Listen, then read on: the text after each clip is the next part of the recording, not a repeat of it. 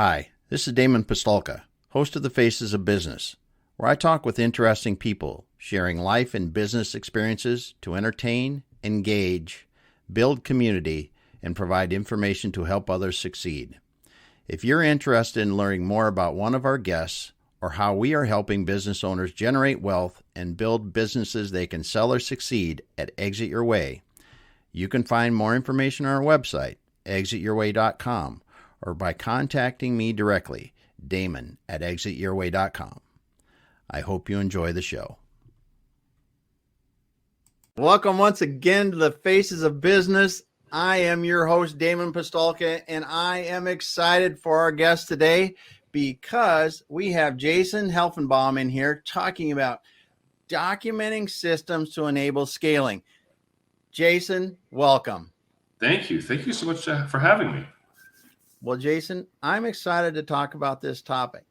People may not know the importance of this until they've listened to this discussion, but I've seen this personally at the difference good documentation makes in processes in a business. So let's start this off like we always do. Let's talk about your background, Jason, and how you got into helping companies document their systems and processes. So I'm going to give you two answers, actually, the short one and the long one. Nice. And the long one is sort of gets into the psyche. So people might I don't know, they might run. So just even though it's live, well, let's go with it. Let's do it. So the short answer is I used to work mostly with Fortune 500 companies creating customized training solutions. And it could be, we need to train our people in some sort of soft skill thing or a hard skill thing or help. We are reacting to something like we bought a piece of software, customized it to death, and now it knows how to use it. But regardless, like what I was seeing all the time was the threat of the brain drain. Yeah. Damon's been with the firm 10 years. Damon just left. Oh my God, what are we going to do? Yeah. And so rather than have a doom and gloom and a fear attitude, I decided to sort of leverage that in a positive light as far as how can we use existing knowledge to leverage growth? So that's the short answer. Nice. The long answer is I was really frustrated as a kid because I was constantly being told in my report card that Jason is a very bright student who's not living up to his potential. And what was missing from that is guidance as far as how I can live up to my potential. So it was a very frustrating experience. And I think a lot of us, especially, and I am part of this camp because I am one, business owners kind of feel lonely at the top. Yes. And really what I'm trying to do is help them get out of their own way. Mm-hmm. And I'll expand upon that just for a second. I would maintain that if you want to be successful, if you want to scale your business, if you want to grow it, you have to focus on the strategy. Because if you're not strategic, you're just sort of reacting to what's going on. Mm-hmm. And there's this concept called the Pareto principle, also known as the 80-20 rule. And so we would argue that most people should spend 80% of their time in strategy and 20% in ops. And guess what? Business owners are doing the exact opposite. Yes. They're spending all day, 9 to 5, putting out fires, dealing with operational stuff. And then, at 10 o'clock when they're half dead, they're thinking, okay, how do I grow the business? And so what documenting a company does is it right sizes it and it gets the information out of your head and into the company so that other people can do what you can do. Yeah. Yeah. Duplication of effort. It allows Absolutely. you to have others do what you were originally doing. Awesome. Because that's so key what you're saying right there. And I'm just thinking about businesses, thinking about myself, thinking about other business owners. Yep. You get so stuck in the operations that you're worrying about, hey, are the trains running on time? Do we have them, things working right? What's going here? Where do I need to be? Yep. And then at the end of the day, when you're like, hey, I really need to be focused on the next level. How are we getting there? What are we doing? You have no energy to do it. Yeah, totally. And like I said, we like to think, we're all guilty of this. We like to think we're proactive, but we end up being reactive. We react to the market. We react to what someone said. But, if you have that mission or vision that's guiding you, You may get taken off course a bit here or there because of circumstances that happen. But if you have that as your plowshare, your guidepost, and I'm speaking of course, outside of documentation, but just on that high level, if you have that vision, you're going to get where you want, as opposed to, what's that Yogi Berra saying? If you don't know where you're going, you get there pretty quickly. Yes. Yes, that's a good one. Yes. So you are in your information, you talk about being an instructional designer. What does that mean? No, I'm still figuring that out myself. Basically, what that means is, I'll sort of say on a high level, then explain a bit more detail. It means I create courses. So all those e-learning things you've been through, or if you're a profession, the continuing education credits you've sat through, hopefully you've enjoyed and haven't fallen asleep during them. But that was created by an instructional designer. And the way I describe myself is I don't have any expertise, but I have a superpower. And my superpower is taking other people's expertise and repurposing it in such a way that other people can use and apply it. So the example I like to give, I'm a little bit brash maybe when I say this. I can't code to save my life, but I can create a better user guide than a developer can. And I'm probably not as effective at sales as a sales manager, but I'm willing to bet that if I interview a sales manager, I could probably create, using his or her knowledge, a more effective sales program than they could. Sales training program, excuse me. Yeah. Yeah. Well, that's cool, because you bring that experience of how do you take what someone knows and put it into an understandable format for the next person. Exactly. It's interesting, people have pointed out that the best athletes in the world have sometimes become the worst coaches. And it's because they don't understand. And I'm not saying that a sales manager doesn't understand salespeople, but I bring that outside perspective. And when I work with my clients, sometimes, because I give them the initial complimentary consult, they say, "Oh, you're like a business coach." And I say, "No, I'm a cross between a mirror and a 2-year-old." And they say, "What does that mean?" I say, "Well, I just reflect back what you tell me, and I just ask that really annoying question of why. Why do you do it that way? Oh, because we've always done it that way. Okay, that's great. Why?" And so as an outsider's perspective, I'm not subject to groupthink. I'm asking you to explain yourself. It has to make cogent sense to me. And then I'm going to take that and repurpose it in such a way that makes it as effective as possible. Yeah. Yeah, because asking the why, you can clear through what's factual, actual, and what's not. And then you can then lay that out so people can understand what's going on or what they need to do. Awesome. Well, there's a lot to cover here. So No, I'm just, I got a bunch of notes here and I'm trying to go, where should I start? Because you covered one thing and I think is so key that I didn't even have written down, but I wrote it down. It's brain drain. I mean, we have so many people that are retiring, and especially in manufacturing is one of the areas that I spend a fair amount of time. And there, so many people retiring, and that knowledge is gone. And it's known fact, and in any business it is, really. So explain kind of how what you're doing helps to get that to the next generation or the next people that need to know. Sure. So let me talk about it on three. Let me identify 3 problems I see, and then I'll talk. Okay. And I can encapsulate all 3. This is more typical in smaller businesses where the brain drain issue is the owner. The owner knows everything and no one else does. Right. And it's sort of this love-hate relationship where they go, I have to do X, Y, Z. Well, why don't you give it to someone else? But no one knows how. Well, have you enabled anyone to know how? No, whatever. We can get into that. Number 2, my wife hates it when I use this term, but I'll use it anyway. It's when people hold the company hostage. They have job security because they know they're the only ones who know something.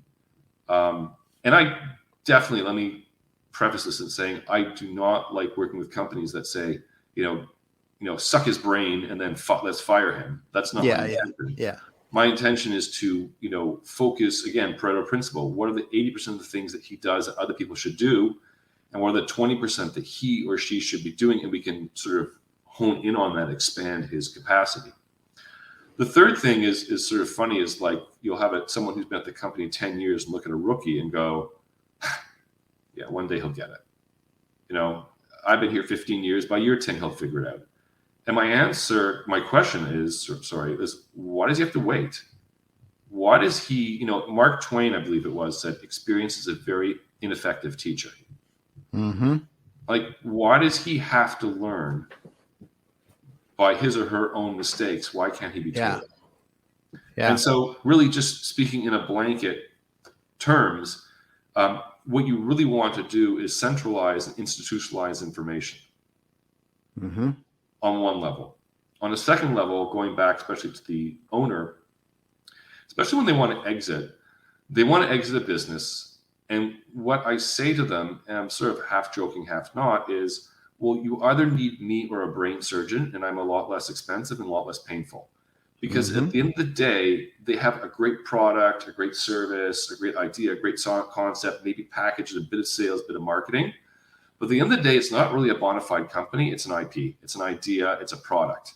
Mm-hmm. And all that stuff is not independent, right? You need to get it to a point where if it's really a healthy company, it's not dependent on any one person. It's not dependent on the sales guy. It's not dependent on the guy who makes the product, not dependent on the owner. If one of them were to go on vacation for a month, if it's a functioning company, it should function fine without them. Mm-hmm. And so really to answer that question, you need to get to a point where, I think we understand at a basic level, if you own a company, you have your corporate account, you have your own personal bank account. They're distinct. They're not enmeshed. But I think sometimes when we, especially build it with our own bare hands, with a lot of pride, we do get enmeshed. And if you want to exit, I'm sure this is speaking your language, you need to understand that the company is a separate entity from you, and you have to start thinking that way, and you have to start building that way. Mm-hmm.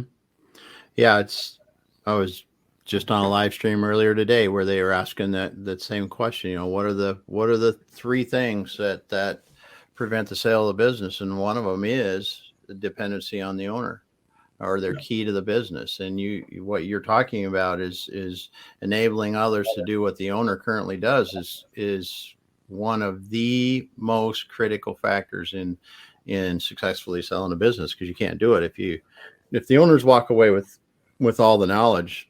What's left? Yeah, that's the thing. And we've seen it in small companies, but we've also seen it in large companies, $50 million plus revenue a year companies. Because if you had really good owners that are technically really talented in their areas, that can be just as bad as it is for a small company, and depress the value so much, even if they do get offers, that it's not going to be something that the owners would ever accept. Yeah, but even never mind the owner. I'll give you an example. It's a true story. I don't know the people involved. There's a friend of mine who was involved in it. He's an HR consultant. The lottery bus principle, it really happened. There was a software company. The chief developer died of a heart attack over the weekend. And they couldn't find or access the source code, and they had to literally reverse engineer their product. Wow. Yeah, that's right. Scary. And so I don't want to scare people, but just imagine, a lot of times you surround yourself with great people, but just imagine what is the scenario if they're gone tomorrow. Yeah. Right. How does the business carry on? Yes. Well, and two, the other thing that really what you're bringing up, and what I see in some of the other places where we've, not to the extent of the way you're documenting and doing things, but we used to use that kind of investigation and clarification on processes and procedures in lean business improvement, because you have to know who's doing what to figure out how you're going to restructure things. And what you're doing, I think, is a great foundational effort in that. And you probably can get it done much, much faster than people that are relatively inexperienced at doing it, so that the companies can move to the next phase of that, where we redesign our processes to be much better. once we know what they are.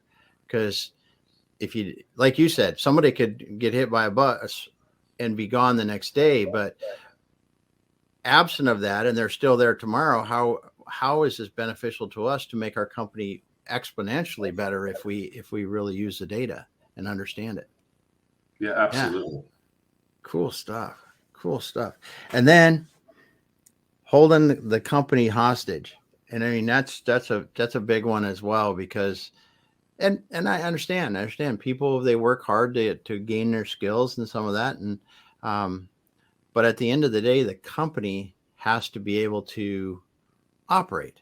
If that person walks away, or God forbid something happens to them, and that's really where that comes into play, is they got to be able to support, that company's got to be able to move on. And your example of rewriting the code is so critical, or so relevant, because I've been in situations where people, like, in manufacturing, where someone they're doing, say, programming for something, and they're gone, they're on vacation, and nobody else knows what's happening in a program, and something stops. Yeah. Oh my goodness, but I can't imagine that, having to reverse engineer code. So, can I take a slight left turn on you there for a second? Yeah, I do. Speak to a point about taking people taking the company hostage, and I want to speak to that on a broader level that is arguably beyond the scope of what I do. Like I mentioned, I do a complimentary consult, and what I'm trying to do is, I have a couple of mantras in business. One of them is, how can I be of service to you? And so part of the way I be of service and earn trust to give that complimentary consult. And I'm just going to ask a bunch of questions. I don't care about revenue. I don't care about EBITDA. I don't care about any of that stuff. I care about what's going to threaten or ensure you keep your lights on today, and how can you scale and grow. And so I'm going to ask a bunch of questions. One of the questions I like to ask, and so this is a heads up for whoever wants a complimentary consult, because this question will be coming. I ask, what's your vision or mission? And more often than not, people will say, yeah, I have it written down somewhere. And I go, whoa. If it's not in your head and on your heart, it's not a real vision or mission. And where I'm going with this, to go back to the hostage thing, is not only do you have to have a vision or mission, but you got to share it with your team, and you all have to collectively own it. And so, getting back to the hostage, if you show someone where their future is with you, and it's not because you know this piece of information, but because I see a future and you're part of it, and I need you to stop focusing on A, B, C, and just focus on B, and give A and C to other people, then it's not an issue. Right? Because you're part of my vision and I see the future. Stop doing that. Come with me. We're going to grow together. And I think if more companies had those kinds of conversations, you would have less of that threat. Yes. I think that's a big help in changing people's minds about, and getting them to actually want to be going forward with the vision. And unfortunately, on the flip side of that, I've seen some people that listen to it, they understand where you want to go, and they don't want to go. and for a lot of different reasons. Okay. And that's cool. That's cool, because everyone can make their own choices, whether they want to be on the bus or not on the bus at any given time. And I think that what you're doing, though, as you're documenting these systems, so that people, like you said, we can get the right people doing the right things, it makes things easier, because people can understand. I mean, the big thing that I see when you have undocumented systems is, a lot of people go to work and don't know, did I do what I was supposed to do today? Did I do enough of it? And am I doing a good job? I mean, so we talk about things like, we're talking about documenting for scaling. I'm talking about employee engagement, happiness in the workplace. I mean, people want to do a good job. And if they don't know what that looks like, through documentation, I can see what a good job for me looks like. In my case, I use this. It's so funny, because I use this example a lot with people. I say, if Damon's the guy that's supposed to empty the trash cans in the building, And I know that if I empty 27 trash cans every day, I've done a good job. How much different is that than you just say, Damon, empty the trash cans?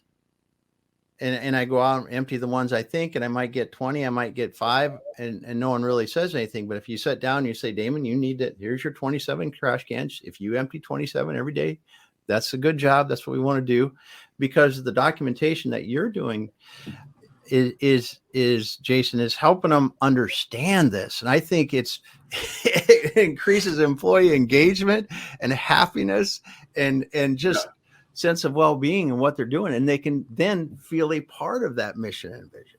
Agreed. I'm going to use 2 words that I use all the time that are arguably interchangeable, because I would say anecdotally the number one frustration I see is within workplaces is this disconnect between owners and their employees.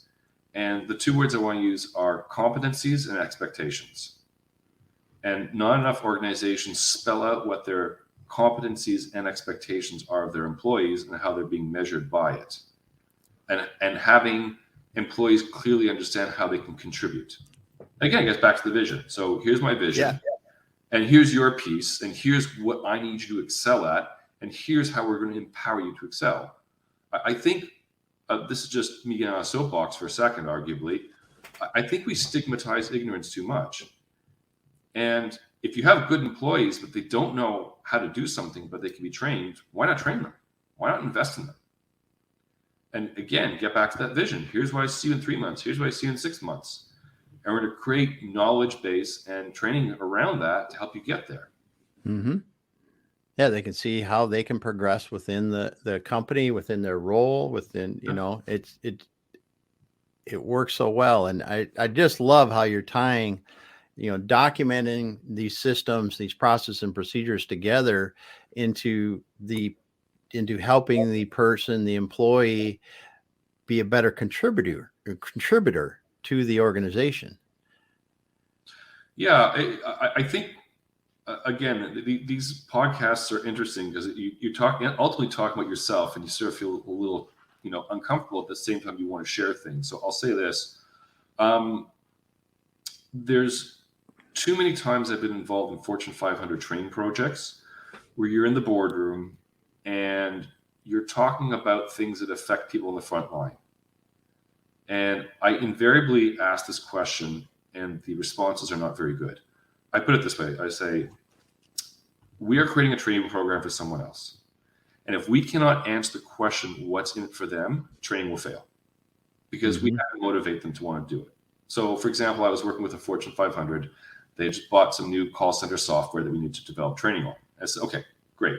Let's develop a marketing piece, so to speak, and embed it in the training as far as what are the advantages of this new software, right? I'm sure you did your due diligence, why you left vendor A and went to vendor B and didn't go with vendor C. Send me that list. I'll build training around that. So it's embedded in that. And they said, yeah, but they need to know the software, and that's it. And I said, okay. And I was just naive and foolish. And I asked the same question a different way. I understand that. However, blah, blah, blah, blah. And they just said, they just need to know the software.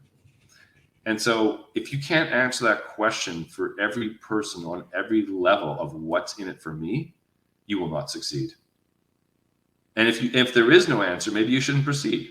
Mm-hmm. Yes, because they have to want to do it at the end of the day. Yeah. They have to want to do it. There has to be a reason behind it that creates that desire for them to do it.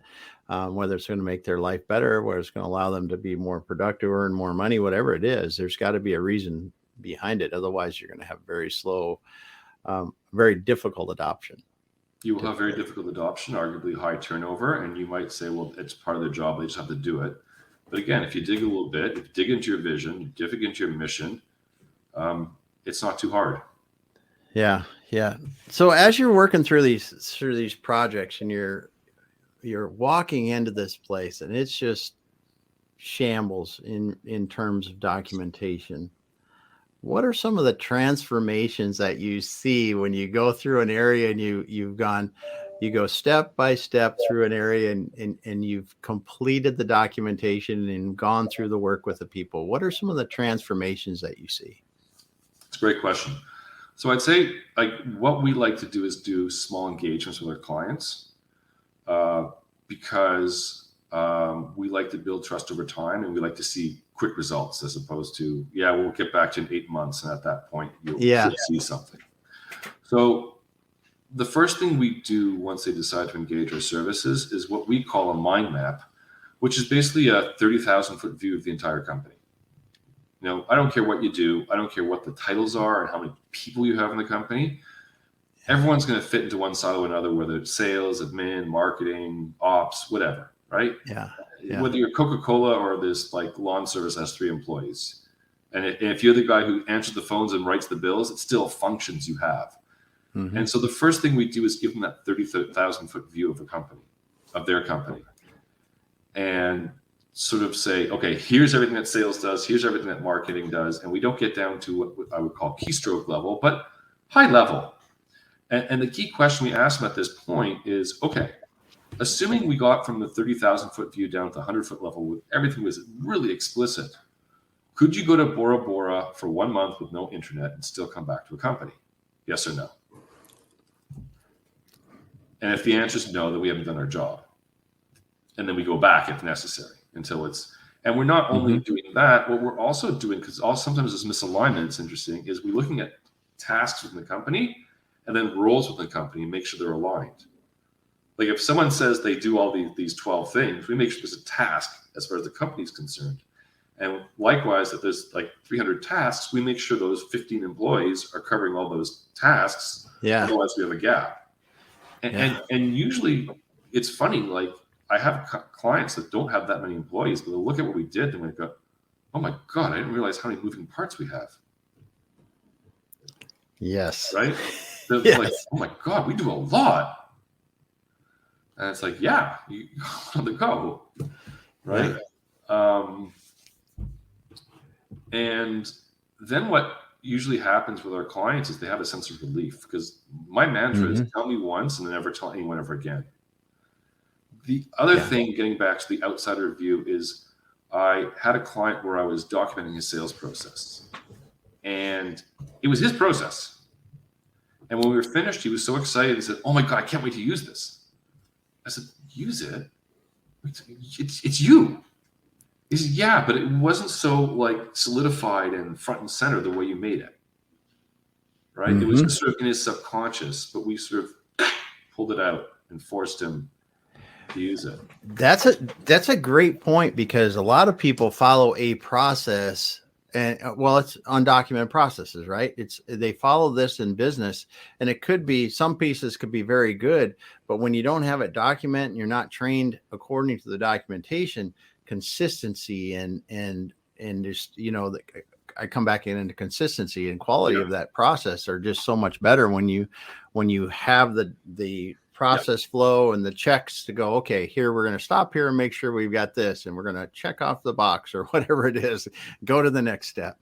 And that's what I could see where somebody's saying that, because you probably intuitively as an instructional designer had points to go, okay, we've done this, this, and this. Yep. Now we're ready to go do this. And that's the piece that on an undocumented process, you can inevitably miss one of those steps and move right on. One of the tests I used to do whenever someone wanted to work for me, I would have a 2-part test. Part 1 was really interesting. Talk about undocumented features. I want to see what their writing was. And I've had people who had zero background who were phenomenal. I had people like very extensive CVs. I gave them this test and I was very underwhelmed.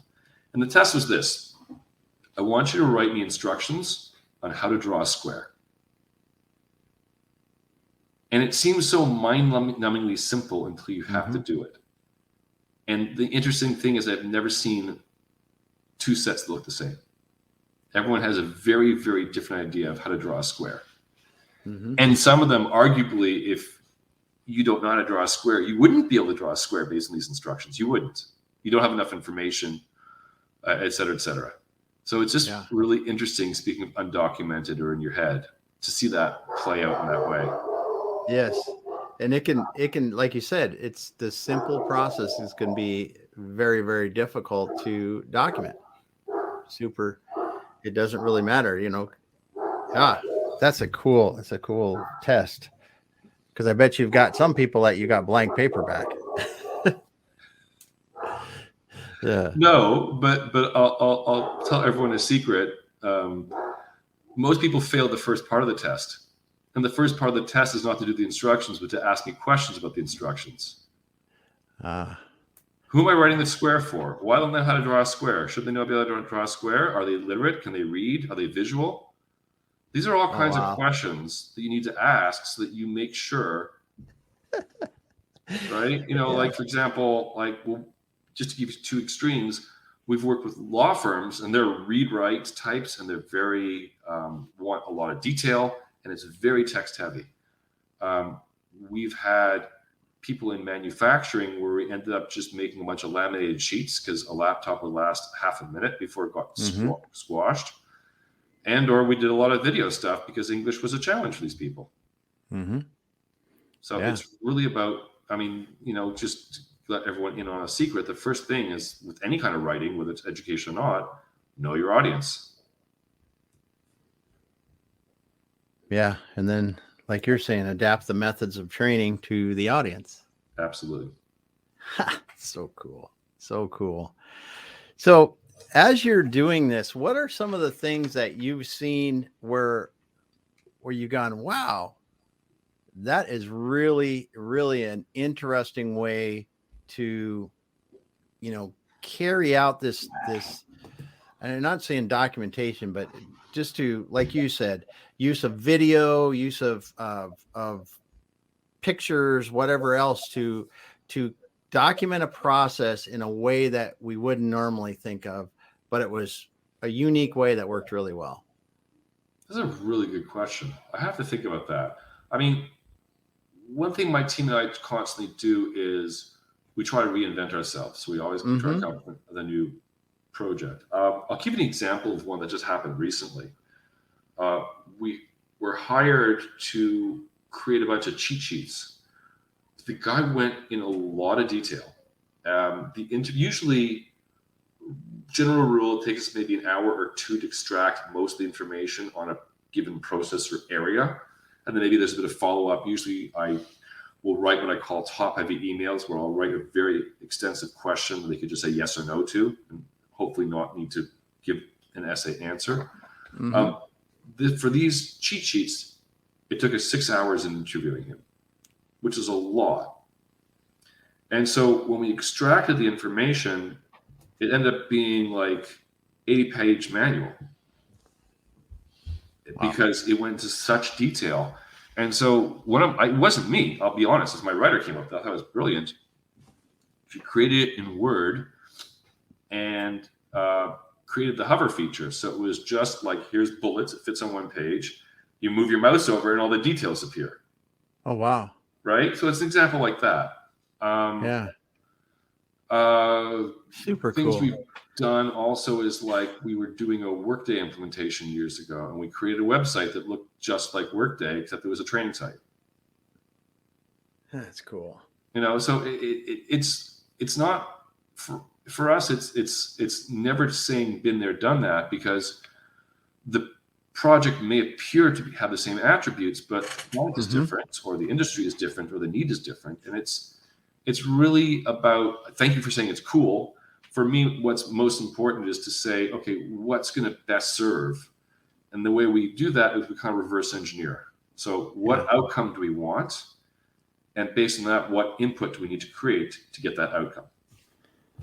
Yeah, right? And like you said, knowing your audience too is huge in that process.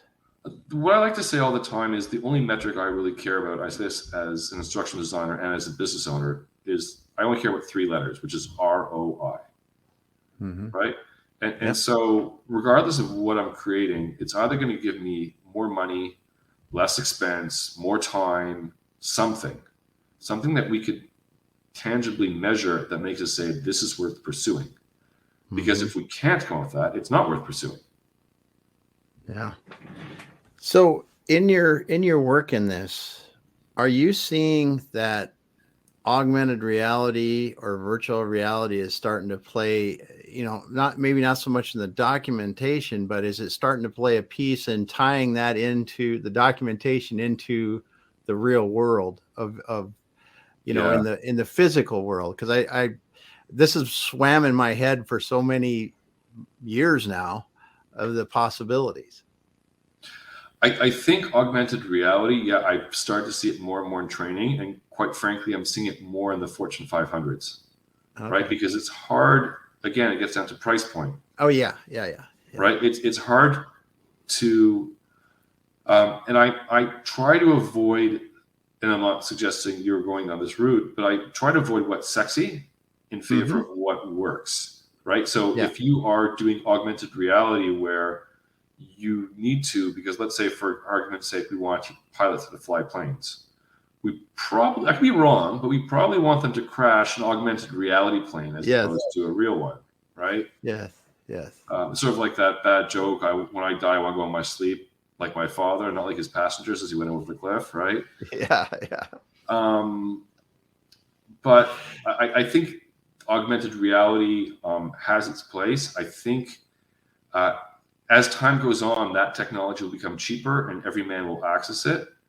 I don't think it's quite there yet, but it's getting there.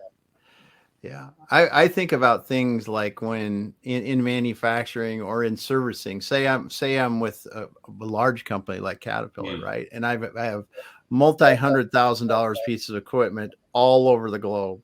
And I have somebody in the middle of, say, wherever, that needs to fix a piece of equipment or simply service that piece of equipment, and how documenting a process through augmented reality and just giving that person like some goggles or something to be able to go, okay, this is where you lubricate here. And it sees you doing it. It says, yep, check. Exactly. I lubricated it there. I mean, I think of that, how much skill that, and not just skill. That's not the right way to say it. How much errors it will take out of those kind of things, and how much better their equipment would perform because the maintenance or the troubleshooting would go so much more smoothly. Exactly. And especially if you talk about multiple plants in multiple locations, if you have augmented reality, then geography is not an issue anymore, right? Yes. It's cool. We were thinking about it, and I was talking. I kind of got off the boat here, but it's something that I think, when you look at different ways. You start talking about video. You start talking about the way that you're using a Word document with a hover. I think there are so many more opportunities now for us to really take this documentation and not just simply have it written down on a piece of paper or in a book or on a computer, like you said, in the pictures or video that they can just download or look at when they want to. So as you guys are going out and about now, what are some of the biggest challenges you see with documenting processes and procedures? I think some of the challenges I see is that the challenge is not with documentation itself, but the process itself, to your point. Right. And it gets back to what I said before, being of service to people. So I may look at someone that wants to hire me and say, I'm more than happy to work with you, but you need this fractional CFO first, this fractional COO first. The other thing I see is trust factor, right? Like I said before. And, it's interesting. I'll sort of talk about this as well. I've heard from a number of people in the M&A space is at the 11th hour, the deal doesn't close because the owner has cold feet. Because they suddenly realize, oh my God, I'm really doing this. And do I really want to do this? Yeah. Right. And so I think it's a longer answer. I'll say this is I'd say a challenge is having, in an exit scenario, having the owner understand what his or her significance is post-exit. In other words, if I see myself as an owner and now I'm not an owner, who am I? And you have to answer that question. Yes. Right? Yes. And I think as you talked about previously or earlier in the conversation about getting that information out of the owner's mind and allowing them to enable others to do what they thought they may not have been able to do before is one of the first steps on that process, because then they see themselves differently in the business, and you have to keep them in that spot enough to see themselves differently again outside of the business and what life after that looks like. Yeah, totally. Because you're right. The owners that don't take that time to do that will inevitably get cold feet many times, even good offers and everything, just because they simply don't know what's next for them. And this is comfortable. Yeah, the devil you know, as they say, right? Yeah. That's great. That's great. So as you look forward to the future documenting systems, what are some of the cool technologies that you guys are implementing as far as, maybe ingesting information, collaboration? What's going on you see that's interests you guys in what you're doing? I mean, one of the tools we love right now is something called Otter.ai, which is basically professional transcription software. That I find that very effective to just be able to take an interview and just transcribe it. I think the thing that's on a lot of people's minds is AI, and we're sort of toying with it. I'm not seeing it. I think it's in its infancy still. So I think it's a conversation that will evolve. Yes. I'm kind of impressed and underwhelmed at the same time. I'm no expert in AI. I've played with it a lot, right? And I can tell you that if I was a coder, I probably would love it. And if I'm a marketer, it may generate some ideas, but it's really not.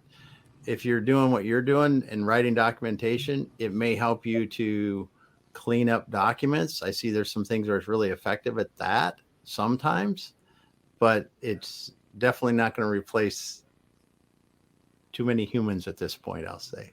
No, but just like I've been asked a lot on podcasts, what do you think about AI? And I said, it's like asking me in 1988 what I think about the internet.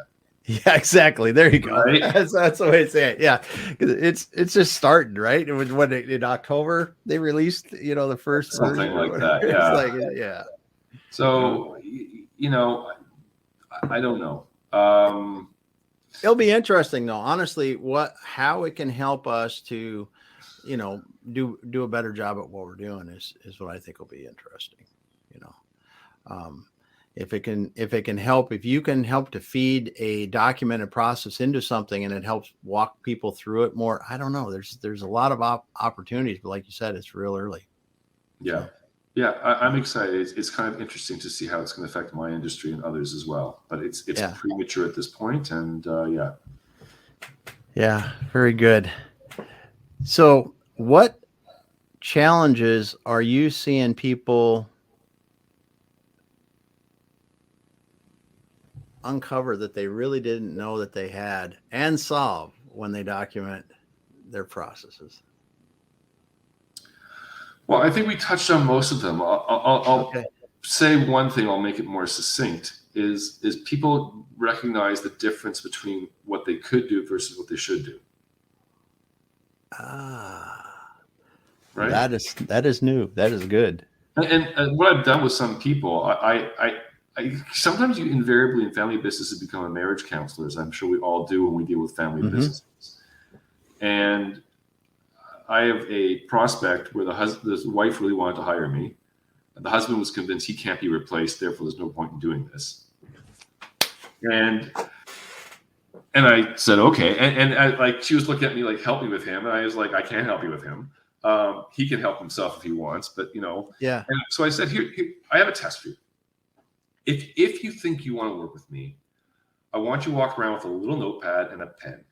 And every time you do a task, I want you to write down the task and put a C or S in front of it, which is could versus should, and show me what you came up with. He never got back to me. But if I can offer owners one takeaway, it's just do that. Just keep a list of everything. Look at your calendar. Look at what you do. Look at your tasks. And ask yourself, is this something I could do or is this something I should do? Could or should. I love it. Right? Yeah. Yeah. That's just awesome. Jason, it's been great having you because, I mean, you are obviously very experienced at helping people document their systems and processes and procedures into usable training for the next generation or others, or even us, to make sure that we continue doing the process the way we intended, as your example said. So how can people get a hold of you if they want to talk with you, Jason? So my company is ClickKnowledge.com, ClickKnowledge.com. And if you put a /booking on there, you can book a session with me, or you can also reach me at jason@clickknowledge.com, or reach out to me on LinkedIn. Awesome. Yeah. Thank you so Awesome. much for this. This was awesome. Yeah. Well, again, for the people that were listening, go back and rewind this, because Jason dropped some real golden gems in here about documenting processes and the importance, some of the challenges you're going to see. And if you need to think about this, talk about it with Jason, go ahead and reach out to him on LinkedIn. Jason, thanks for being here today. Thanks. And again, I mean, I'm offering a free consult. So I would love to talk to anyone who thinks they may or may not need something. Just love to be of service, whether it's through me or through someone I can introduce you to. More than happy. And thank you so much. Awesome. Well, hold on for a minute, Jason. We're going to shut the show down for now, and we're going to catch up and be done for the day. Thanks everyone for listening, and we'll be back again next week.